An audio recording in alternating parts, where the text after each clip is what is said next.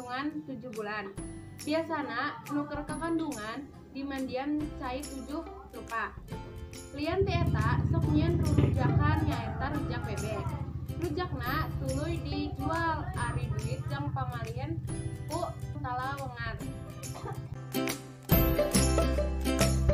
Ngelamar pernah di mana-mana atau biasa kapanggih ka asup di luar negeri. Samemeh bila laki jeung awewe resmi dikawinkeun sok dimimitian heula ku acara ngalamar. Ngan carana anu beda-beda. Urang Sunda gumantung kana waktu jeung tempatna. Jejak endog teh ngandung hati anu jero. Kolot baheula geus ngawawadianan masalah hubungan seks salaki pamajikan. Dua-duana kudu pada ikhlas. Pamajikan teu meunang mondah ka yang salaki najan kumaha bae. Sungkem dilaksanakeun sabada abad akad nikah yen dina ngabangun rumah tangga urang moal tiasa lepas tina pangiring sareng doana tuluy bapa.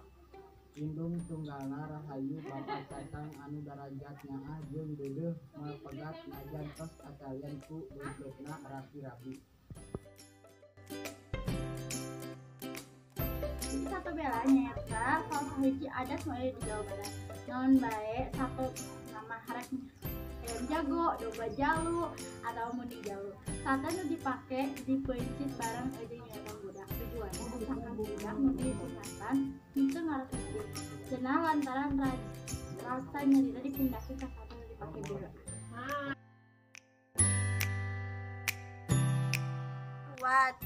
Setiap tahunna petani nu aya di Kabupaten Subang ngayakeun ruwatan atau hajat bumi nu bertujuan menta keselamatan kesoranganna, usahana, pertanianana, jeung ti jelema-jelema goreng ti panyakit naon wae jeung hama unu usaha pertanianna.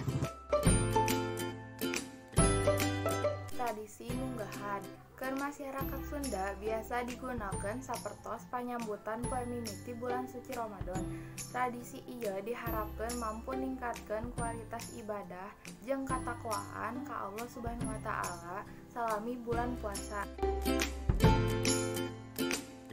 Mangrupikeun pesta laut ujian layan anu mangrupikeun kegiatan anu biasana diayakeun ku komunitas basisir, khususna wewengkon basisir kidul.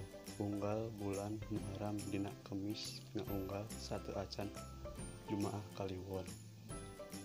Wargi sakitar Pangandaran biasana ngayakeun perayaan laut unggal bulan Syura.